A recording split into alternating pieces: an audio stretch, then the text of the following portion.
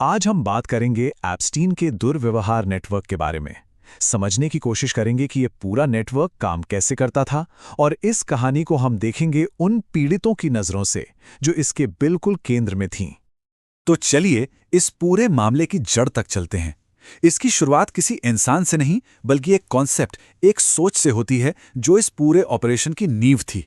इसे कहते हैं सेल्फ परपेचुएटिंग सिस्टम या स्वसंचालित प्रणाली। अब यह है क्या?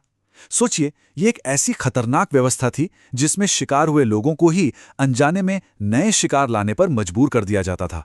मतलब शोषण का एक ऐसा दुष्चक्र जो खुद ब खुद चलता रहता था, बिना रुके। और ये सिस्टम किसी को भी रैंडमली अपना शिकार नहीं बनाता था। इसके पीछे एक बहुत ही सोची समझी एक शिकारी की रणनीति काम कर रही थी। इसका पैटर्न देखें तो सब कुछ एकदम साफ हो जाता है। ये सिस्टम डिज़ाइन ही किया गया था कमजोरी का फायदा उठाने के लिए। निशाना किसे बनाया जा रहा था? ऐसी लड़कियों को जो बहुत छोटी थीं, जिनके परिवार किसी आर्थिक या इमोशनल संकट से गुजर रहे थे, और जिनके पास खुद को बचाने या पलटकर लड़ने के लिए कोई साधन, कोई रिसोर्स नहीं था। और यही बात इस पूरे नेटवर्क की असलियत को सामने लाती है। ये सब कुछ कोई हादसा नहीं था। ये एक बहुत ही शातिर और सोची समझी स्ट्रैटेजी थी जो समाज के सबसे कमज़ोर लोगों की मजबूरी को पहचानने और फिर उसका फ़ायदा उठाने पर टिकी थी। अब सिस्टम कैसे काम करता था ये तो हमने समझ लिया। चलिए अब देखते हैं कि इसने असल जिंदगियों पर क्या असर डाला। और इसकी शुरुआत हम उस एक इंसान से करते हैं जो इस पूरे नेटवर्क के खिलाफ लड़ाई का सबसे बड़ा चेहरा बनी।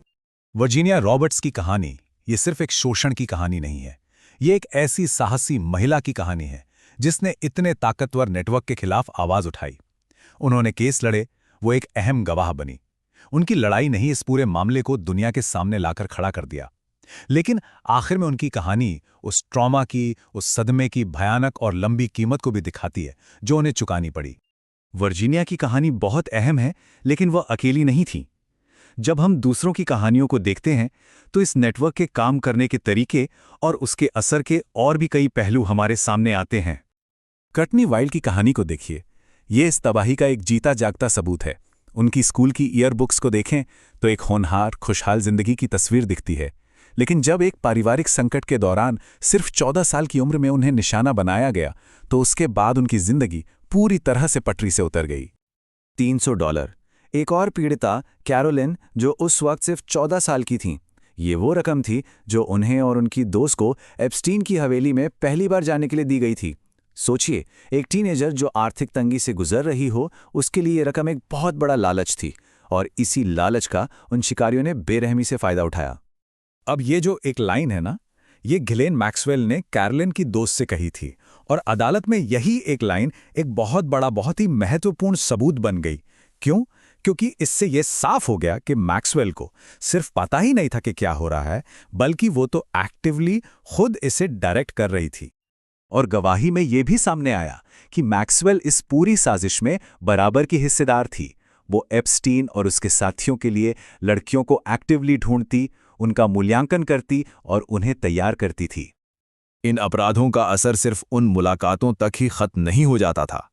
इनसे जो मनोवैज्ञानिक नुकसान हुआ, उसने पीड़ितों की जिंदगी पर कभी न भरने वाले जख्म छोड़ दिए। ये गवाही ये एक दिल दहला देने वाली सच्चाई को सामने लाती है। इससे पता चलता है कि पीड़ितों को सिर्फ फिजिकली नहीं, बल्कि दिमागी तौर पर भी कितना गहरा नुकसान पहुंचाया गया था। कई लोगों के लिए उस शर्म और दर्द से बाहर निकलने का रास्ता नशे की लत जैसा सेल्फ डिस्ट्रक्टिव, यानी खुद को नुकसान पहुंचाने वाला व्यवहार बन गया।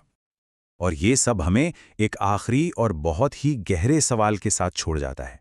जब मुकदमे खत्म हो जाते हैं, अपराधी जेल चले जाते हैं, तो क्या सर्वाइवर्स के लिए वो ट्रॉमा, वो सदमा सच में कभी खत्म होता है? ये एक ऐसा सवाल है जो न्याय की सीमाओं के बारे में सोचने पर मजबूर करता है, और उन गहरे जख्मों के बारे में भी जो ऐसा सदमा किसी इंसान की रूह पर छोड़ जाता है।